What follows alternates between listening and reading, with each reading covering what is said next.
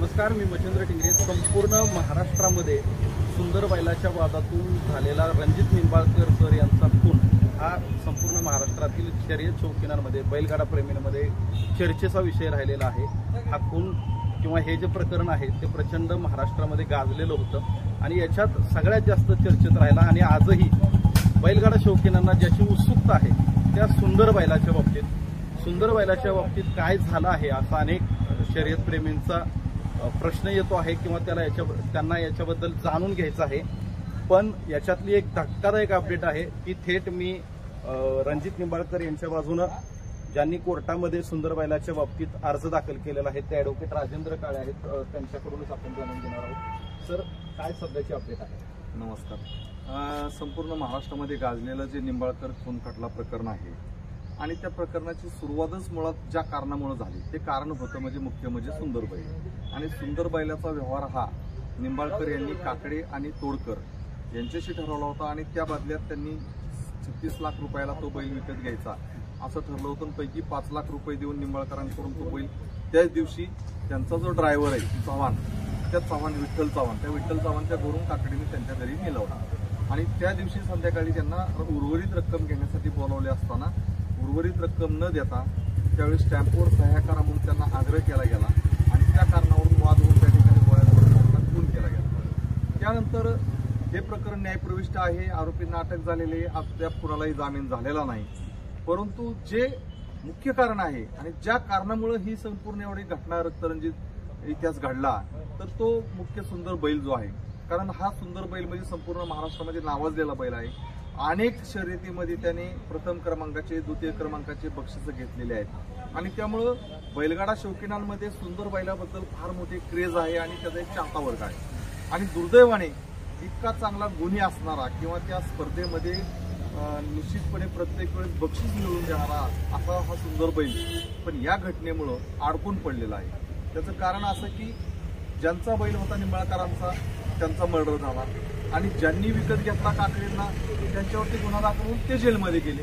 आज अवस्था अशी की त्या सुंदर बैलाला प्रत्यक्षपणे ज्या पद्धतीनं सांभाळलं गेलं पाहिजे, एक स्पर्धेचा बैल म्हणून त्याला रोजची रोज खुराक देणं, त्याची मशागत करणं किंवा त्याला पेरा काढणं, हे जे सगळ्या आवश्यक बाबी आहेत त्या ठिकाणी होतेच किंवा नाही त्याच्याबद्दल शंका आहे।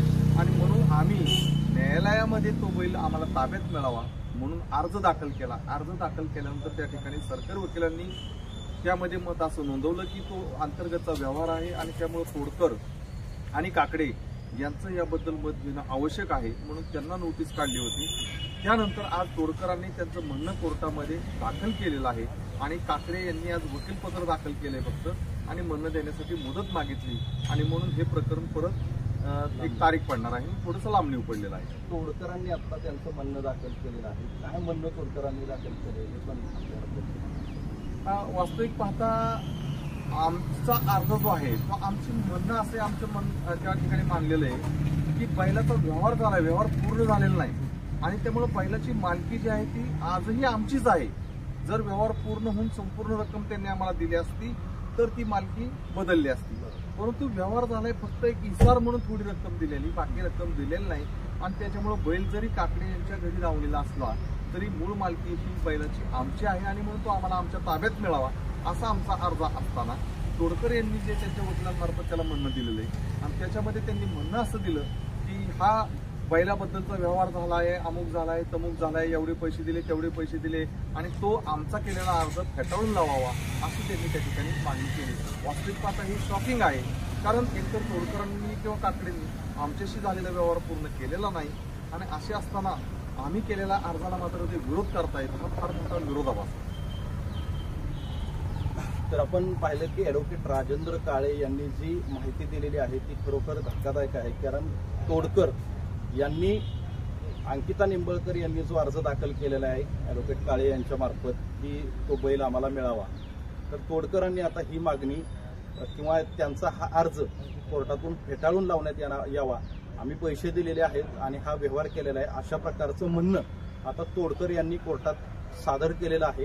त्यानंतर आता काकडेंचं म्हणणं देखील कोर्टात घेतलं जाणार आहे, त्यामुळे अजून एकदा पुढे या सुंदर बैलाची जी काही या ताबा जो आहे त्याच्याबद्दल ती सुनावणी जी आहे ती अजून लांबलेली आहे। त्याच्यामुळं सध्याची ही अपडेट आहे सुंदर बैलाच्या बाबतीतली. तोडकरांबद्दल किंवा तोडकर यांचं काय म्हणणं येणार याची महाराष्ट्राला संपूर्ण उत्सुकता होती. दुसरी गोष्ट अशी, याच्यामध्ये शहाजी काकडे यांनी देखील जामिनासाठी मुंबई उच्च न्यायालयामध्ये अर्ज दाखल केलेला आहे आणि त्याचं हेअरिंग उद्याच आहे. त्यामुळे आता शहाजी काकडे यांच्या जामिनाबाबत देखील काय होणार आहे हे देखील आपल्याला उद्या समजणार आहे.